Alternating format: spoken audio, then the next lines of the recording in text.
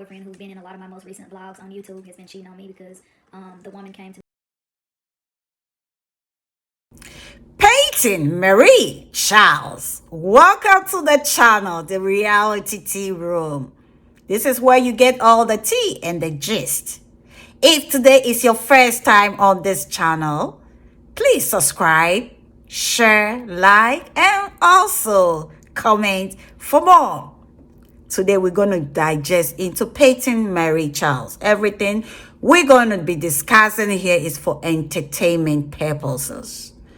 So, we all know that influencer Peyton Marie Charles recently has shared to the world or on her channel about her Christian boyfriend. She has released him to go, all because the dude cheated on her.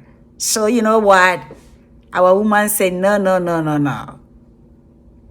In fact, I thought this relationship that Peyton had was going to be a lifetime relationship because Peyton shared everything in her channel from the beginning till the last day of their union. I remember Peyton said the guy asked her, "Are you a Christian? Do you go to church?" And Peyton said, "I'm a Christian. I don't go to church, but I read my Bible and I pray." So, who doesn't want to be with a Christian man or a Christian woman? You know? So I believe when even deep inside me, when Peyton said that in one of her videos, I said, oh God, this is what this woman has been praying all along. And I think this guy is the right guy for her, even though I haven't seen the guy. So they were going strong for 7 months until Peyton felt like it is what time for her to show his face to the world, to her social media family.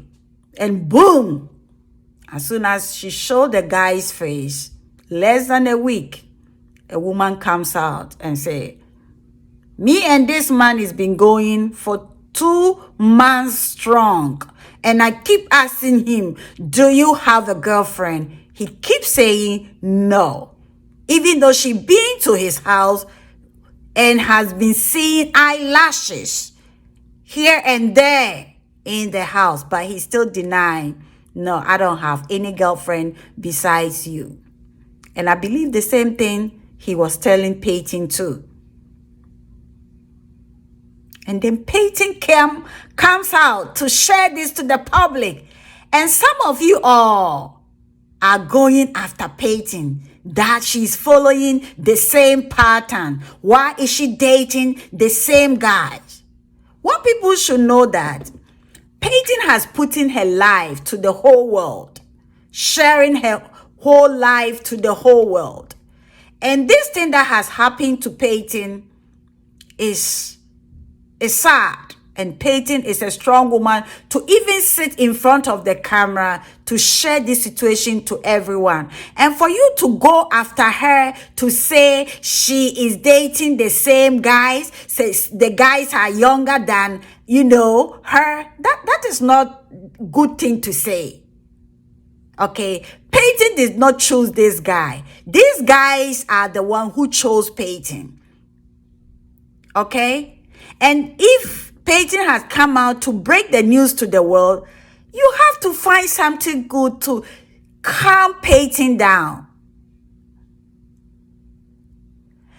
Every day I say that if you know you were a womanizer, or you know you can't be with one man, don't ever date somebody who is an influencer.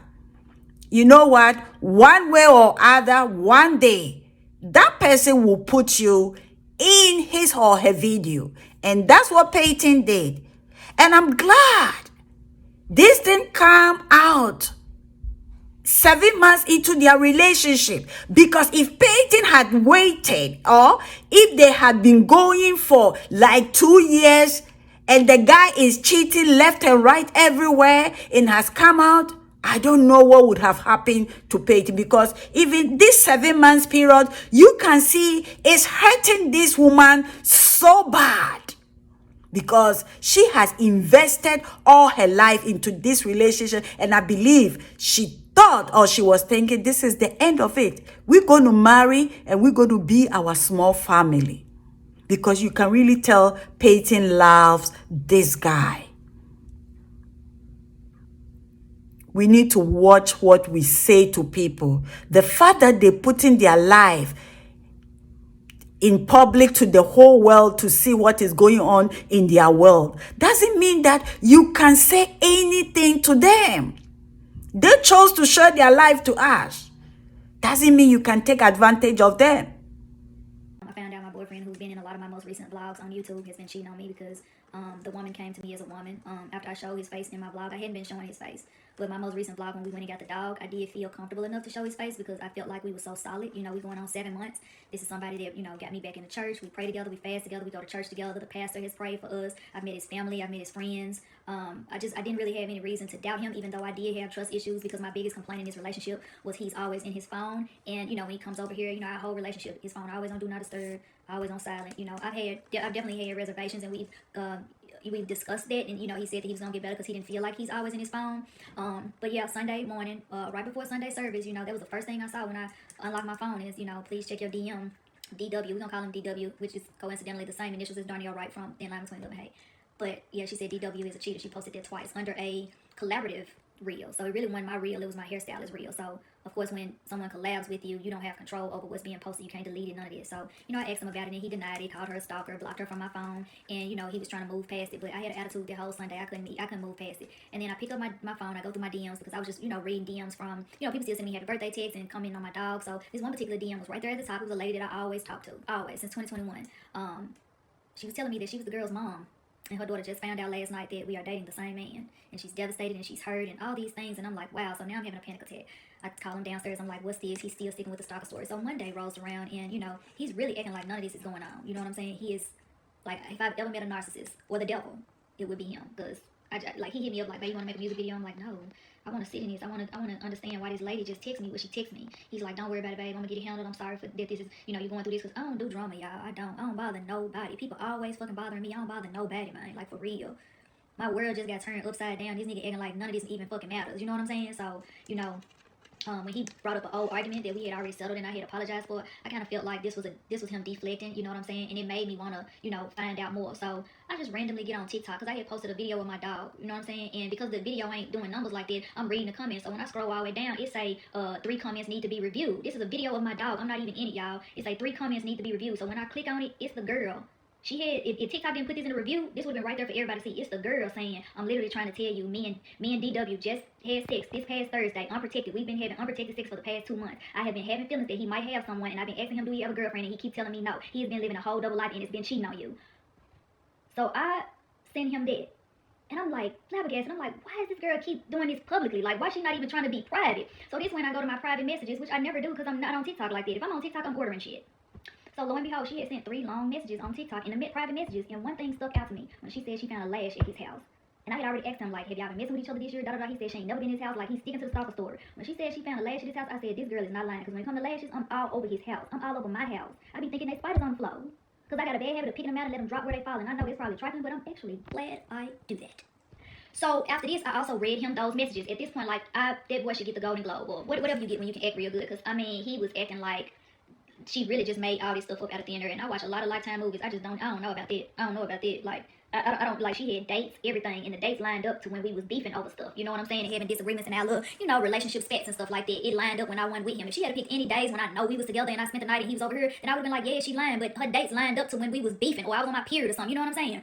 So, he brought up an old argument and tried to deflect. And then, when I read him her whole TikTok private message, I crashed out, y'all. I'm not gonna lie, I crashed out, and I threatened him. And I was like, I'm gonna be at your house when you get off work, because I had keys to his house. But I calmed down, and I reached out to her. I said, hey, you know, because she seemed so hurt, you know what I'm saying? She was devastated, just as devastated as I am, you know what I'm saying? But in that moment, I was so angry, I couldn't even really feel what I was supposed to be feeling as you know, I couldn't feel no pain. Like that numbed me because all I saw was blood. I ain't even gonna lie to you. So when I calmed down, I was like, hey, would you be interested in meeting me at his apartment so we can discuss, or would that be odd? And she was like, yeah, absolutely. I'm like, I just want to, be able to express our feelings without being gaslit, because what he's saying about you don't align with the screenshots. Because once I reached out to her and told her to send me the screenshots, man, say like, and he's a Libra, y'all. And when I tell you, I thought Geminis could lie, baby, Libras, they are never ever defeating the lame ass Libra allegations.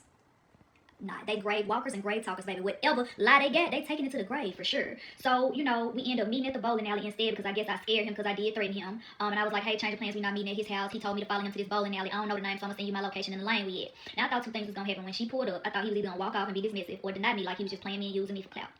I really thought he was gonna walk out. So because I thought he was gonna walk out, when we started bowling, I wouldn't let him hold my dog, because I didn't want him to walk off with my dog. And we started bowling. He's like, what we playing for? I'm like, if I win, you get to tell the truth. No, if you win, you get to tell the truth. And if I win, I get to tell the truth. And if I won, I was going to tell him that she was on the way. But I already knew that I wasn't going to win. I'm playing with a fucking dog in my hand, and I can't bowl it good. I got on nails. So anyway, as I'm bowling, I sit down, and it's his turn, and he throws my phone down, and he's like, my bad, y'all. I genuinely thought somebody was in my house, because my house is still brand new, so it'd be making noises, and it should be sounding like somebody opening the door. It's scary as fuck. Shit, me and my dog jumped up. But yeah, so when I went to bowl, I'm literally bowling with my dog in my left hand and the bowling ball in my right. He like, so you gonna bowl with the dog in your hand? I'm like, yeah. He like, why? And I'm like, cause it's us against you. And he looked around like, I feel like he knew the hidden message in it, you know what I'm saying, the subliminal message in it. So when I went to bowl, he grabbed my phone, but I didn't notice because it was behind my back, you know what I'm saying. I didn't notice until afterwards. He called the girl and told her, if you come in here, I'm gonna kill you. And he hung up the phone. So when he was hanging up the phone, I was walking back, sitting down on the couch, and he had threw my phone down on the couch. And he was like, if she come in here, I'm gonna kill her. And I'm like, what? So I looked down and I'm like, did he just throw my phone? And so he had walked off when I looked down to see what he had, did he put my phone down? Because I'm like, ain't no way. Like, how would he know that? So when I turned back around, they in the bowling alley. They are in the bowling alley tussling. She's screaming, yeah, bitch. Yeah, you ate my... You know what I'm saying? She know everything. She the one that called me up here. I already sent her all the screenshots. So, like, all I see is I'm walking over there with my dog in a little green sling, y'all. I'm walking over there. They tussling. Like, she done picked up a chair and threw it at him. He trying to break her phone. He trying to break her car keys. He done took all her stuff from her. So, she chasing him. The employees in the bowling alley. Because ain't nobody but us in the bowling alley. Because it was, like, Monday afternoon, like, after work, so it really ain't nobody in the bowling alley but the employees. So the employees trying to break them up, I'm trying to break them up, but I'm like over there where she at, you know what I'm saying? So she had picked up a chair, and I was like, not holding her back, but like, hey, you know what I'm saying? I'm kind of in between them, like, nah, like, this wasn't the point, you know what I'm saying? Like, this wasn't what this was about. And he's yelling, you a stupid stalker B, you a stupid stalker B. He just kept saying that, and she's saying, yeah, she know everything, you ate me out, she know I was just over your house last Thursday. I mean, that shit crazy. Like, I couldn't have made this shit up. I couldn't have scripted this at all. So then they put her out the bowling alley. He's like, Peyton, get over here. She was like, you see how he just yelled at you? That nigga's dangerous. So they put her out the bowling alley, locked the door with me and him on the inside. They getting ready to call the police. So as I'm walking over to him, he was like, if I go to jail, you know who fault it is. I'm like, so I sit down and I'm like, why you react like that? That's not what this was about. Like, I invited her up here so I could get the truth. You know what I'm saying? Like, we were supposed to sit down like civil adults and have an adult conversation, because you calling this girl a stalker, saying she trolling me and all this stuff, but she right here with receipts, right? So when the police come, I'm not really knowing how good this man can lie yet. You know what I'm saying? Because he's sticking to the stalker story, but I know he can lie because I done already seen the receipts. So the police come. Police walk over. He was like, what's going on? He was like, she's a stalker. She's stalking my girlfriend. She followed us up here. I'm looking at him like, no, she didn't. So now I'm like, oh, this man can lie convincingly, right? So every time he lied, I'm looking like, I can't help myself. Like, I'm looking at him like, nigga, you lying. So the police see it, and they like, can we separate y'all so we can get separate statements? So the police was just like, go across the room. But I'm like, can I go outside and walk my dog? Because I already know, like, I'm finna get y'all the tea, because I ain't got nobody to protect, because ain't nobody protecting me. You know what I'm saying? So I'm outside, walking pressing so he can pee. The police come outside, and he was like, can you tell me what happened? I'm like, yeah. He was like, what's going on? I said, well, I'm the girlfriend, and that situation was him fighting with the girl he cheated on me with. And the police are like, I'm like, yeah, if anybody should have been crashing out, it should have been me. So he was like, did you see him assault her? Because her mouth was bleeding. I was like, I'm not protecting him, but I did not see him assault her. What I saw was him grabbing her stuff, trying to smash her phone. So, I mean, she couldn't show me any more receipts in it. And she picked up a chair and threw it at him. I did see her mouth bleeding, but I don't know how her mouth was bleeding. Like, my right hand of God, like, I did not see him hit her, right? So I stayed outside because I didn't need him looking at me upside my head and playing victim like I set him up. Because that wasn't the case. Like, at the end of the day, I am the one that was betrayed, okay? I am. So I stayed outside with Preston for a little while. I was on the phone with my cousin, like, telling her everything going on. She's like, literally, like, she can't believe this shit, because I'm telling you, this shit was like a movie. And then after I got off the phone with her, another police officer asked me my statement for my driver's license. Then I walked over to the girl and I was like, I know you're not okay, but are you okay? She was like, Peyton, I plead the blood of Jesus, my right hand of God. I never would have thought that this man would put his hands on me, like, because she was in love with him. I seen the messages.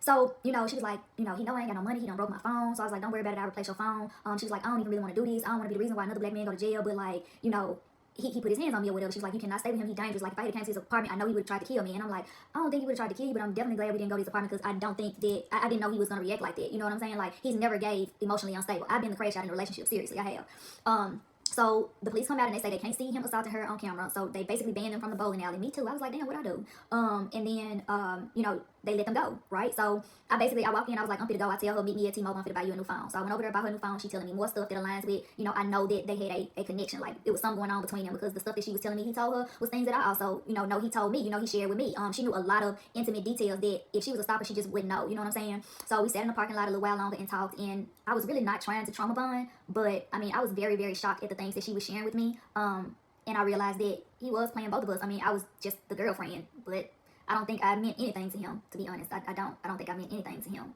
I think I'm in the same boat with the girl. You know what I'm saying? But is he trying to reach out? Is he begging for forgiveness? Is he popping up in my house? Yes. Yes, and he is still sticking with she's a stalker. We were sitting in the car and he called. She's listening. He's saying that she fabricated all the screenshots. Now I know it's some apps that you can do that, but I don't think that she could do that to 20 different screenshots. That was crazy. And she also had pictures in his apartment. That's why I never showed his apartment in my house, because like I still was having like reservations about him. You know what I'm saying? While I'm showing him a little bit, but as I got more comfortable and he kept reassuring me and gaslighting me, I eventually I'm like, you know what, fuck it, let me go and show his face. And when I showed his face, yeah.